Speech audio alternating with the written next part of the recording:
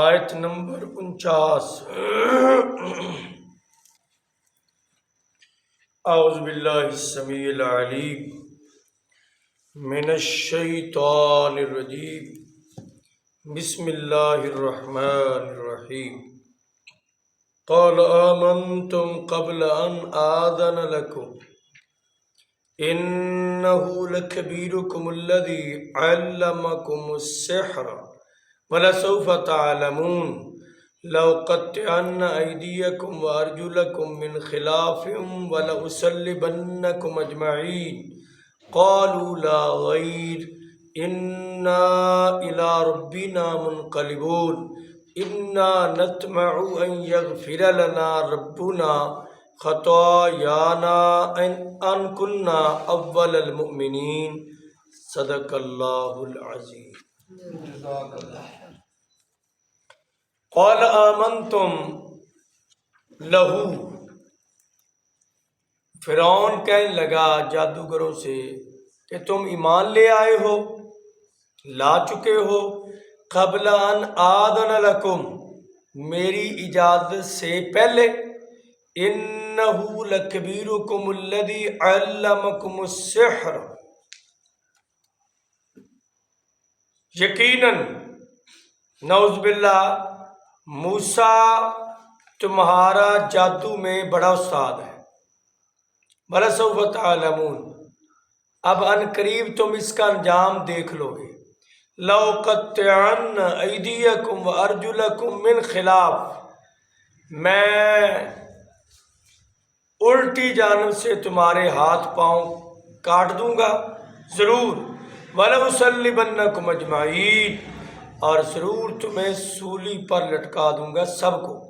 قالوا لا غیر، کہنے لگے کوئی مشکل نہیں۔ اِنَّ إِلَىٰ رَبِّنَا مُنْقَلِبُونَ، بے شک ہم اپنے رب کی طرف لوٹ کر جانے والے ہیں۔ اِنَّا نَطْمَعُ أَن يَغْفِرَ لَنَا رَبُّنَا خَطَايَانَا،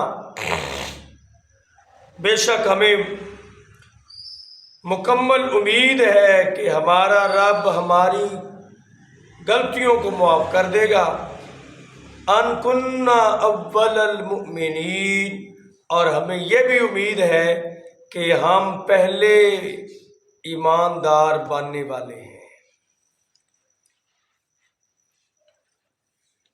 فرعون کہنے لگا موسیٰ علیہ السلام کے سامنے جادوگروں سے کہ تم ایمان لے آئے ہو موسیٰ پر میری اجازت سے پہلے، یقیناً ماجرا یہ ہے کہ جادو میں یہ تمہارا گرو ہے، اور ان قریب اب تم اپنا انجام دیکھ لو گے، ضرور کاٹ دوں گا ہاتھ پاؤں الٹے، اور تم سب کو سولی پر لٹکا دوں گا۔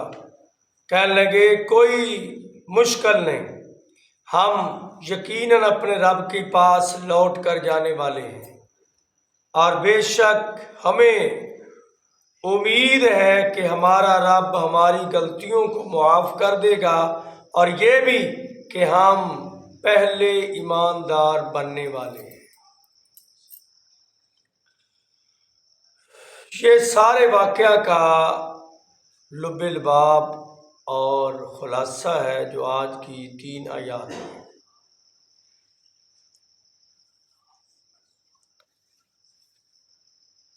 جب وہ جادوگر کثیر تعداد میں ایمان لا چکے، فرعون ہکا بکا رہ گیا، بہت الذی کفر، ہکا بکا رہ گیا کافر۔ تو اس نے تو امیدیں یہ لگائی تھی کہ یہ غالب آئیں گے، ان کی بھی یہ امیدیں تھیں کہ ہم غالب آئیں گے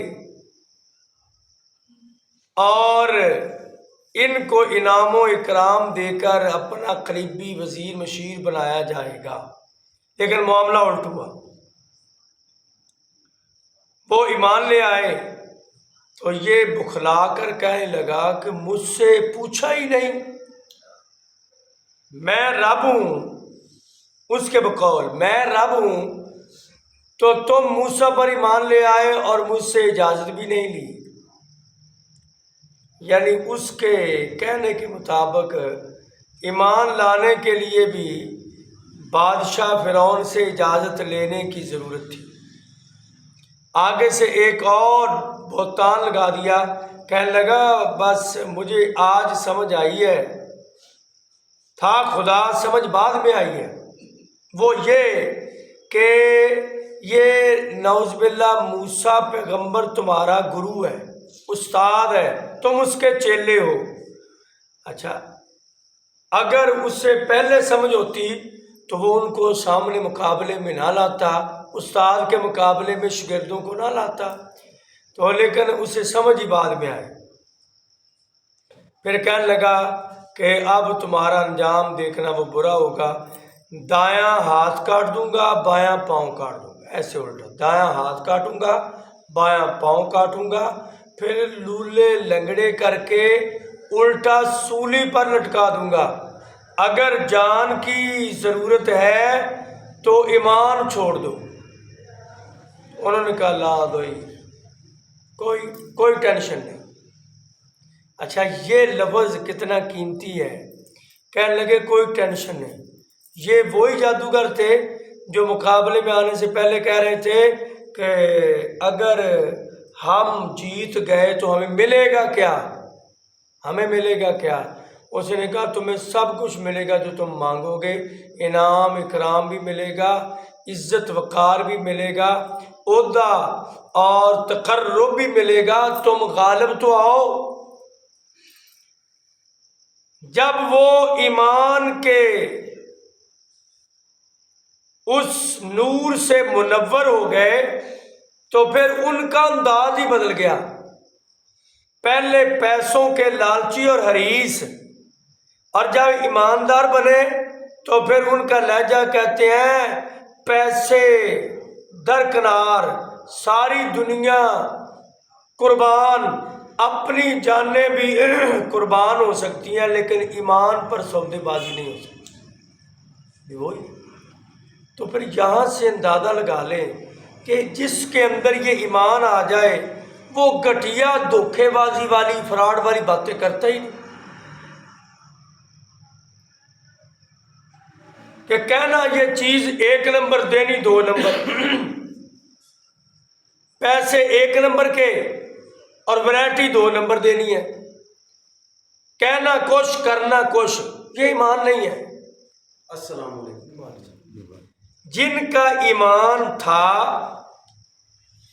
ان کے اندر انقلاب کیسا آیا، آپ یہ اندازہ لگا۔ حالانکہ جادوگروں سے، کفر سے اسلام میں داخل ہونے والے ہیں، اچھا انہوں کو نہ تو نماز آتی ہوگی، نہ انہوں نے کوئی نماز پڑھی، نہ انہوں نے کوئی روزے رکھے، نہ انہوں نے کوئی حج کیے، نہ انہوں نے کوئی قربانیاں دیں، نہ صدقہ خیرات کیا، نہ انہوں نے کوئی جنگ اور جہاد و قتال کیا۔ ایمان آیا تو اتنا بڑا انقلاب آ گیا، کہنے لگے ہمیں نہ دنیا کی دولت چاہیے، نہ دنیا کا مال منال چاہیے، نہ ہمیں کسی بادشاہ کے روب سے مرعوب ہونے کی ضرورت ہے، ہم اپنی جانیں بھی قربان کر دیں گے، ایمان سب سے زیادہ محبوب ہے۔ تو پھر ہمیں اپنا جائزہ لینا چاہیے کہ ہمارا ایمان کہیں اور گیا ہوا ہے، ہمارے پاس نہیں ہے۔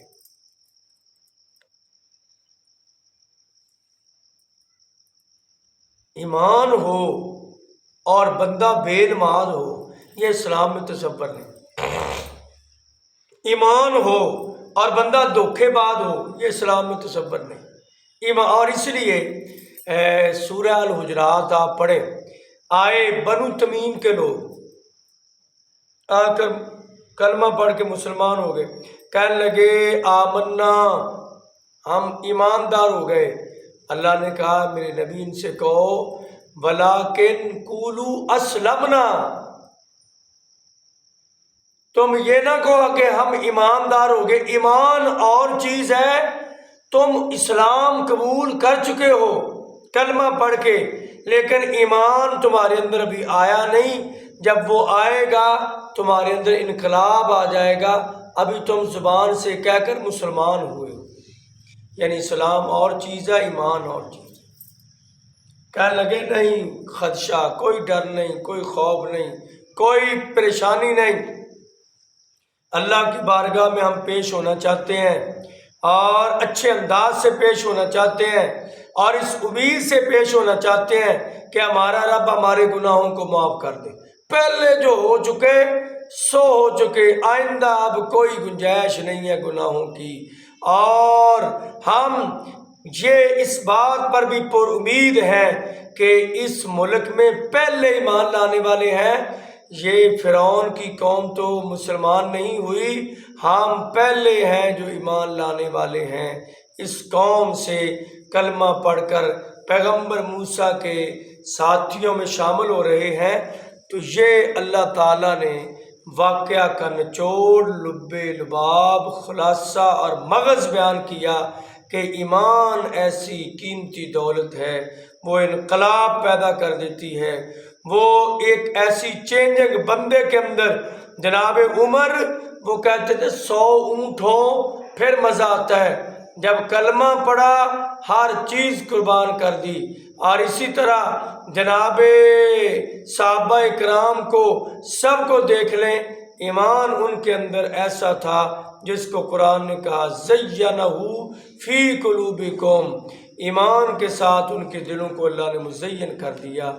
تو اللہ تعالیٰ نے ذکر کیا کہ یہ جب آمنتم، ایمان لا چکے، یہ ماضی کا صیغہ جمع کا، اور قبل ان آذن لکم، اس نے کہا کہ میری اجازت قبل پہلے کو، اور اس کے مقابلے میں لفظ آتا ہے بعد، متضاد قبل کا بعد ہے، یعنی میری اجازت آنے سے پہلے ایمان لا چکے ہو، ایمان لانے کے لیے باپ سے اجازت لینے کی ضرورت نہیں۔ جناب علی رضی اللہ تعالیٰ عنہ، نبی پاک نے جب اسلام کی دعوت دی، سب سے پہلے کلمہ پڑھنے والے کون تھے؟ حضرت ابوبکر صدیق، بچوں میں حضرت علی۔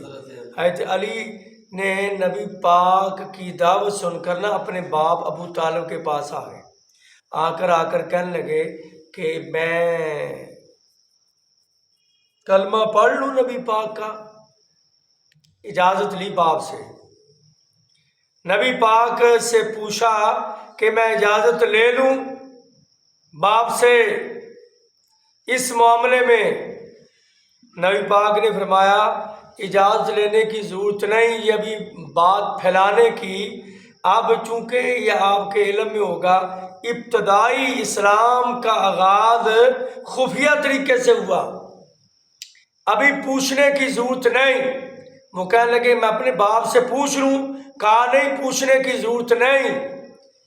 تو پھر انہوں نے اعلان کر دیا کہ بغیر پوچھے ہی، ورنہ پہلے وہ اجازت لینا چاہ رہے تھے، چونکہ بچے تھے، 10 سال کی تو عمر تھی ان کی جب وہ کلمہ پڑھ کے مسلمان ہوئے، تو یہ باپ سے، رشتہ داروں سے، بادشاہوں سے، بڑوں سے اسلام قبول کرنے کے لیے اجازت لینے کی ضرورت نہیں ہے۔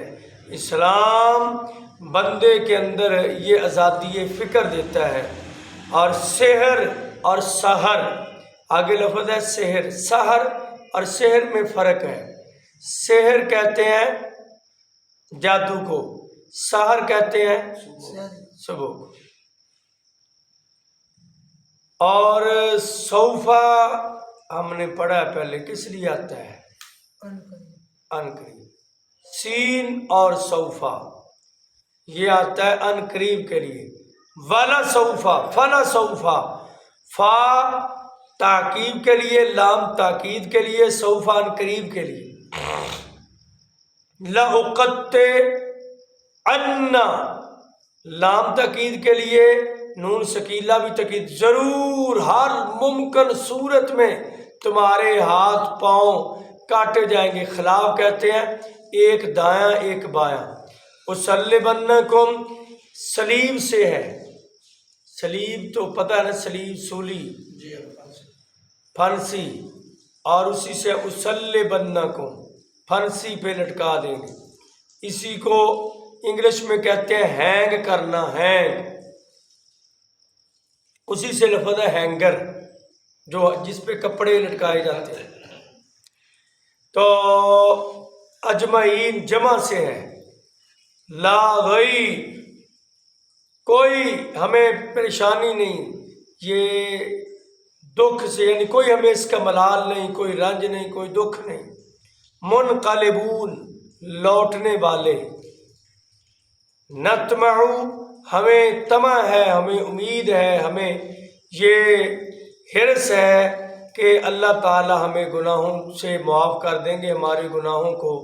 خطیت ان کی جمع خطا یانا، اول کے مقابلے میں جو لفظ آتا ہے آخر، مومنین ایمان لانے والے، اللہ تعالی ہمیں بھی سچے مومن بنا دے۔